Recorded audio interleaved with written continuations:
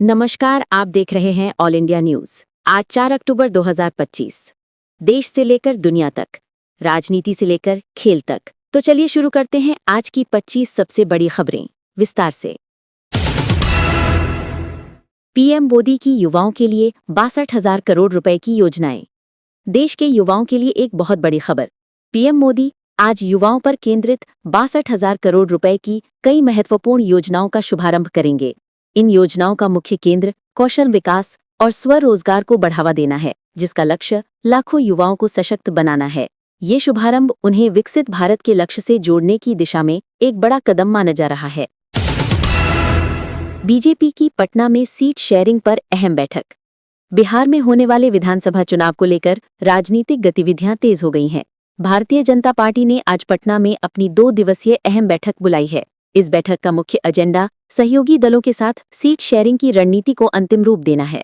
ये बैठक चुनाव की घोषणा से पहले गठबंधन को एकजुट करने और बूथ स्तर पर पार्टी को मजबूत करने पर विशेष जोर देगी।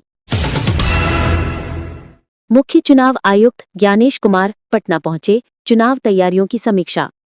बिहार में विधानसभा चुनाव की तारीखों के ऐलान से ठीक पहले मुख्य चुनाव आयुक्त ज्ञानेश कुमार आज पटना पहुंच गए हैं। वे राज्य चुनाव अधिकारियों के साथ मिलकर चुनाव तैयारियों की विस्तृत समीक्षा कर रहे हैं। इस दौरे में सुरक्षा व्यवस्था, मतदाता सूचियों के अपडेशन और निष्पक्ष मतदान सुनिश्चित करने के उपायों पर जोर रहेगा। ये घटनाक्रम आगामी चुनावी घोषणा की ओर इशारा करता है।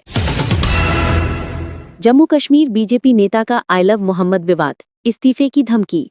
जम्मू कश्मीर में भारतीय जनता पार्टी के अंदर एक बड़ा विवाद खड़ा हो गया है। नेता जहां जरेब सिरवाल ने आई लव मोहम्मद मामले में यूपी के मुख्यमंत्री योगी आदित्यनाथ के एक्शन की सार्वजनिक आलोचना की है। उन्होंने सोशल मीडिया पर कहा कि मुख्यमंत्री की बयानबाजी विभाजनकारी है और संविधान की भावना का उल्लंघन करती है। उन्होंने इस कार्रवाई को सबका साथ सबका विकास के विपरीत बताते हुए इस्तीफे की धमकी दी है।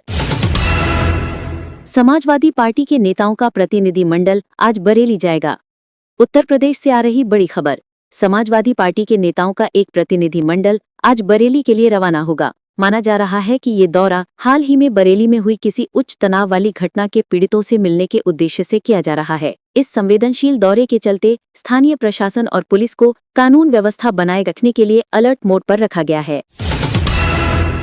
आरबीआई ने रेपो रेट को 5.5% पर बरकरार रखा।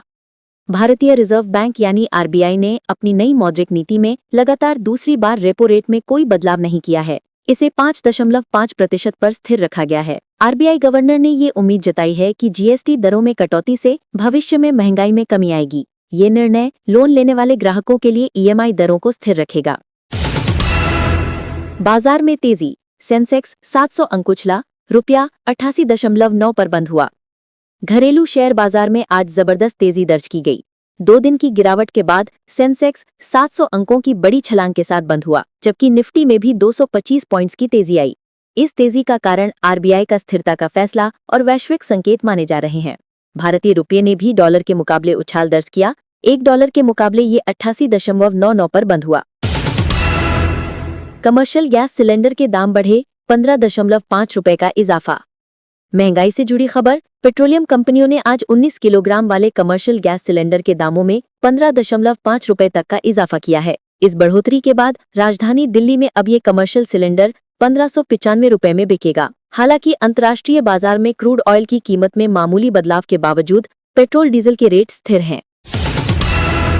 टाटा कैपिटल का 6 अक्टूबर को आईपीओ, 15,512 करोड़ का लक्ष्य। बाजार से बड़ी खबर। टाटा समूह की कंपनी टाटा कैपिटल का बहुप्रतीक्षित आईपीओ 6 अक्टूबर को लॉन्च होने जा रहा है। कंपनी का लक्ष्य इस इशू के माध्यम से 15,512 करोड़ रुपए की विशाल राशि जुटाना है। ये आईपीओ दिखाता है कि भारतीय बाजार निवेशकों के मजबूत विश्वास के कारण रिकॉर्ड ऊंचाई की ओर बढ़ रहा है।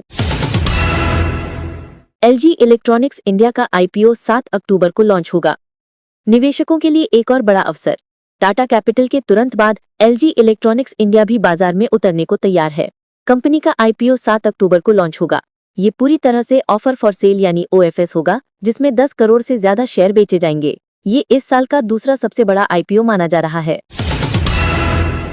दोस्तों, ये थी आज 4 अक्टूबर 2025 की 25 सबसे बड़ी और ताज़ा खबरें ऑल इंडिया न्यूज पर। अगर आपको ये जानकारी पसंद आई हो तो वीडियो को लाइक करें, चैनल को सब्सक्राइब करें और बेल आइकन दबाना न भूलें ताकि आपको हर दिन की ताज़ा खबरें सबसे पहले मिलें।